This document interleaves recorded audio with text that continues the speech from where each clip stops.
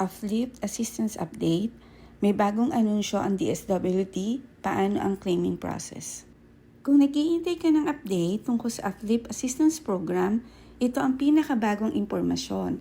Una, nagsimula na ang rollout ng Uplift Assistance sa iba't ibang bahagi ng bansa.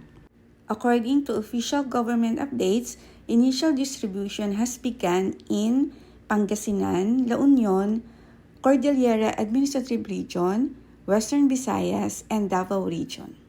Marami rin na nagtatanong kung meron na ba sa Metro Manila o sa NCR. Sa ngayon, ang mga unang inanunsyong rollout ay sa ilang piling rehiyon tulad ng Pangasinan, La Union, CAR, Western Visayas at Davao. Wala pa tayong nakikitang opisyal na anunsyo na nagsimula na ang payout para sa Uplift beneficiaries sa NCR. Kaya hintayin natin ang susunod na update mula sa DSWD at iba pang opisyal na ahensya. Pero tandaan, iba't iba ang proseso depende sa beneficiary group. Sino ang mga beneficiaries? May 3 pangunahing grupo sa ilalim ng Uplift Program. Group 1, mga beneficiaries ng 4Ps at walang gutom program. Tatanggap sila ng one-time additional 2,000. Group 2, mga poor at near poor households na natukoy sa 2024 Community-Based Monitoring System or CBMS. Target silang makatanggap ng 2,000 bawat buwan mula July hanggang December 2026.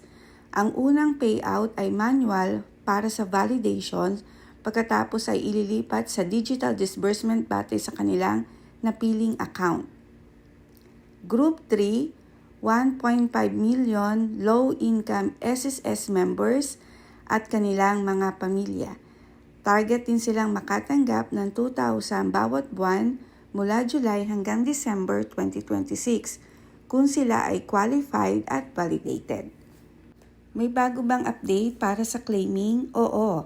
Ayon sa DSWD, kung hindi makakapag-claim ng personal ang isang qualified beneficiary, maaari siya magpadala ng authorized representative basta dumaan sa verification process ng DSWD.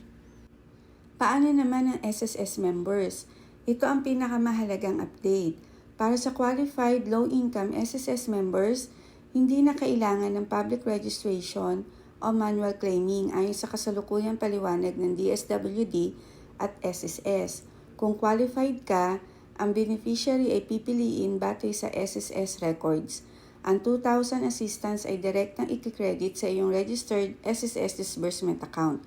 Kung nakarehistro ka sa my.sss o may registered email, makakatanggap ka ng notification. May isa pang mahalagang detalye. Kung 2 o higit pang SSS members ang nasa iisang household, isa lamang ang maaaring maging beneficiary. Batay sa ipinaliwanag ng SSS, ang pinakamatandang qualified SSS member sa household ang magiging recipient. Mahalaga ring tandaan, wala pa rin public online registration para sa SSS group. Huwag magtiwala sa mga link na nagsasabing kailangan mo mag-register o magbayad para ma-process ang Uplift Assistance. Hintayin lamang opisyal na anunsyo mula sa DSWD at SSS. Muli, ako si Tasha, nagbibigay ng simpleng paliwanag tungkol sa SSS, pag-ibig at iba pang government benefits. Follow for more updates.